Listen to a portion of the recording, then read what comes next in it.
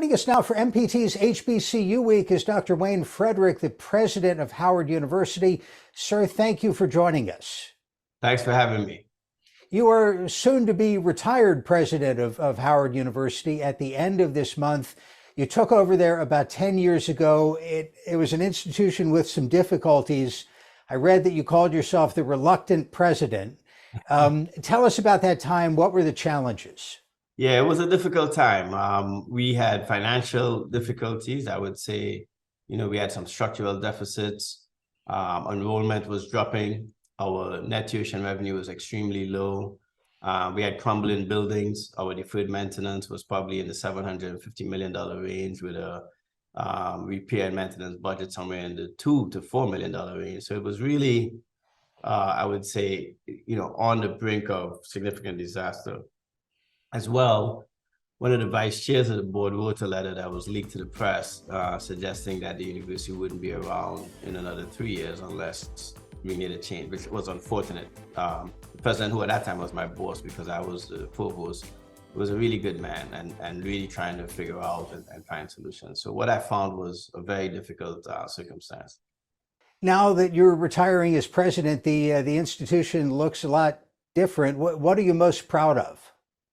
I'm most proud that we've recovered our belief in ourselves. The other thing that I saw was a deficit of confidence in who we were. And for an institution with such a legacy, such an important American institution, that was really sad to see people walking around without confidence in how good we were. And now we have an institution that financially is not just stable, but doing very well. Enrollment is the highest it's ever been. We have some of the largest classes incoming.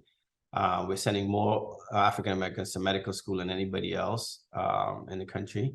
And so you really have an institution on the go. We're on the brink of being named an R1 institution, in my opinion. Our research enterprise is really doing excellent things, and we have some great faculty that we've hired. So we really are in a better place, and I think some of the swag, like the young people like to say, is back. Well, let's talk about how the hospital got its swag back. That's the institution where you trained, I believe, was in financial difficulty, and you've turned that around as well. You're a surgeon. You needed to do some surgery there. Yeah, and that's one of the reasons I probably was selected for the job. The hospital was a big issue. At that time, it represented about a third of the income to 40% of the income coming into the university. And therefore, it ran the risk of dragging the university down if it wasn't doing well, and it wasn't. Operations weren't clear, et cetera. I've spent a lot of time in hospitals, both as a physician and as a patient. Growing up, I have sickle cell, and I was hospitalized a lot. So I understand hospitals in a very different way.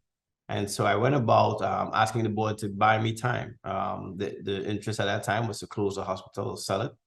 And I told them, just give me some time. We brought in a consultant, and we worked on fixing the operations, doing all the blocking and tackling.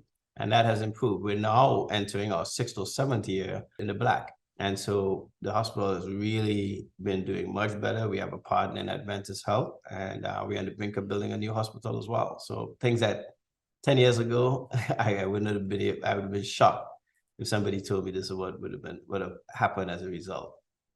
You've launched an $800 million campus development plan. What are the key components of that? The key components are to improve the facilities all around the campus. And this is going to touch every aspect of the campus. Academic buildings will either be brand new or fully renovated. We started first with the residence halls. We've now completed all but one residence hall has undergone a full renovation or been brand new in the past 5 to 6 years. And now we're attacking the core facilities. We've renovated spaces like the Blackburn Center, the Douglas Hall, where we have lots of classroom spaces as well. The undergrad library has been renovated. And now we're going to rebuild our STEM center as well as our health sciences center. As part of that, we're going to build a new communication and arts building that will house the Chadwick Boseman College of Fine Arts and the Cathy Hughes School of Communication. So a lot is going to happen on this campus in the next 5 years. I read the profile of you in a university publication where it quoted one of your medical colleagues basically saying, I didn't know he could sell, that they didn't teach salesmanship in medical school. How did you I guess out of necessity, acquire those skills. Yeah, I'm still not sure how good a salesman I am, but what I have learned is if you're passionate about something, the sale is easy. And I'm extremely passionate about Howard University. Plus, I feel that I'm very much a part of it. I've been around this place since 1988, came here as a 16-year-old, and so I know it well. So I tell people I could talk about Howard University in my sleep. And so I think my ability to really capture the essence of what this institution means, not just to me, but to the rest of the world, I think has been a key factor. And so when I talk to donors, I think they really see and feel my passion for it, but I also am able to bring them data and results that they could be a part of. You mentioned your sickle cell trait. I bring it up because I know your medical research is focused on healthcare disparities in outcomes, particularly for African Americans and particularly with GI cancers. I don't know if that's related to sickle cell, but what have you learned about that problem and how we can attack it? Yeah, it's related in a different way. I actually have sickle cell anemia. I actually have the disease. So I have two bad genes, and I've never met another surgeon with sickle cell. I mention that not because I think I'm exceptional, but because of how unique Howard University is.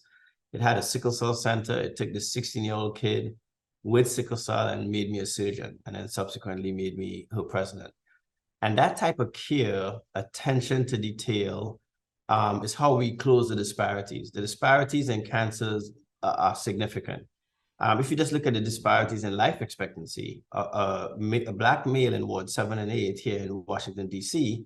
is likely to live less than 22 years of a white woman in Ward 3. And so it's those types of disparities and underpinning that are cancer care outcomes. And so what I have tried to focus on is how do we get people access to care? How do we get them focused on prevention? And to ensure that as we do that, we will get better health care outcomes. And a small number of HBCUs that have medical schools, but of course, graduating more Black doctors is an important component in making sure that patients, members of the Black community feel comfortable in a medical setting, right? That's exactly right. And you don't have to go see a Black doctor if you're a Black patient, but you have to see a doctor who has cultural competency. Every medical student at Howard isn't Black. And one of the things we do recognize is that the students who are not Black, especially the white students who come to Howard University, always leave with a better understanding of that cultural competency, and they make excellent physicians, especially in communities where they serve underserved populations. Broadly, your thoughts on HBCUs, where they've been, where they are, and where they're heading. I mean, it seems like a rising tide at the moment. Yeah, listen, if HBCUs weren't in existence, we would have to go make them up today. That's the reality. So they really are necessary in our country. The Supreme Court decision is another example of why we do not have a complete society yet. And while we have made progress, the reality still is that HBCUs graduate 17% of all African Americans with bachelor's degrees, despite the fact that we only represent 3% of higher ed institutions. So HBCUs, I think, are critical. I think the question needs to be how excellent they are and how we can get them to be even stronger, not whether or not they should exist. Lastly, I understand you're famous for keeping long hours, nights, weekends, holidays. Are you heading for a full retirement, or what are your plans? My intent is for full retirement. I have an 18-month sabbatical. I'm going to spend about 6 months traveling with my wife and family, just reconnecting. I have a son who is in college playing soccer on a scholarship, so I'm going to watch him. As a matter of fact, I'm going to try to get to as many of his games. And my daughter is a senior in high school, getting ready to go to college, and she plays volleyball, so I'm going to try to make it to as many of their games. The next thing will have to come to me, and if it doesn't, I'm happy operating and teaching medical students. Back at Howard? Back at Howard, that's correct.